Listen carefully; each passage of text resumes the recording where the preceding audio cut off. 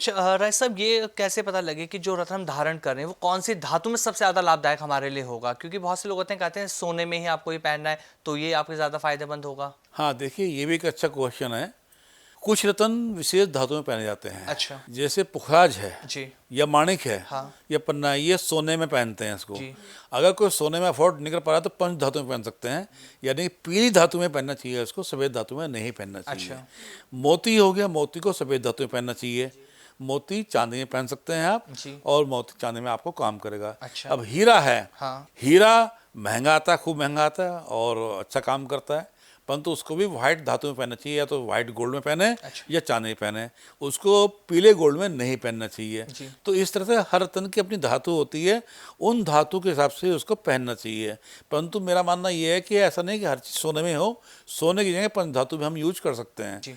जी राय साहब, रत्नों की ऊर्जा को बढ़ाने के लिए अगर मैं बात करूं तो कौन कौन से उपाय किए जाते हैं? देखिए, मेरा मानना ये है कि हम लोग भी क्या करते हैं, जिन लोगों ने हमारे यहाँ से रत्न ले रखे हैं जी। और जो हमारे क्लाइंट्स जुड़े हुए हैं, हम हर होली दिवाली पूजा करते हैं अपने यहाँ, और उनको हम निःशुल्क उनको हम अपनी सर्विस देते हैं कि आप अपने रत्न हमारे पास भेजिएगा, हम उनको ऊर्जावान करके देंगे, यानी उनको प्राण प्रतिष्ठा करेंगे, उनकी पूजा दोबारा करेंगे।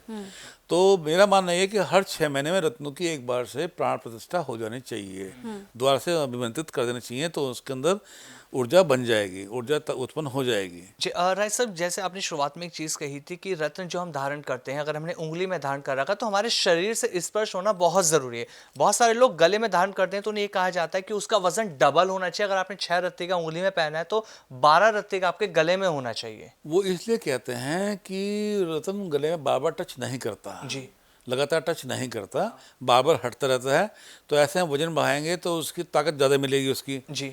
तो मैं भी ऐसा मानता हूँ कि गले में जो रत्न आप पहने उसका वजन कम से कम 1.5 जरूर होना चाहिए, 1.5 गुना जरूर होना चाहिए। अच्छा। दुगना नहीं तो 1.5 गुना जरूर होना चाहिए, जी। तभी वो काम कर पाएगा और तभी उसका असर आपको प्राप्त हो पाएगा। जी। बाकी अच्छा ये रहेगा कि आप रत्न को उंगली पहने, तो उंगली पहन के ज़्यादा शुभ फल प्राप्त होंगे। जी। जी राय साहब, ज्योतिष और रत्न विज्ञान का उपयोग अगर हम साथ करते हैं तो क्या साथ में करने से हमें बेहतर परिणाम मिलता है? देखिए, तो अन्योन्य है, हाँ। यानी कि एक दूसरे के पूरक बने हुए हैं। हाँ। ज्योतिष और रत्न, ज्योतिष में उपाय हम जब ढूंढते हैं तो सबसे पहला उपाय रत्नों को लेकर ही आता है कि रत्न कौन सा पहनना है, यही उपाय हमको बता दीजिएगा, ये क्वेश्चन हमारे पास में आता है। जी। तो बिल्कुल तो अन्य है, एक दूसरे के पूरक बनते हैं, इनको जरूर पहनना चाहिए, और ज्योतिष का संबंध रत्नों से पूरी तरह बन जाता है। अगर किसी ने कोई रत्न धारण कर रखा है और वो खंडित हो जाता है या वो खो जाता है तो किसी तरह के क्या वो अशुभ संकेत मिल रहे हैं इंसान को? नहीं, ये शुभ संकेत हैं,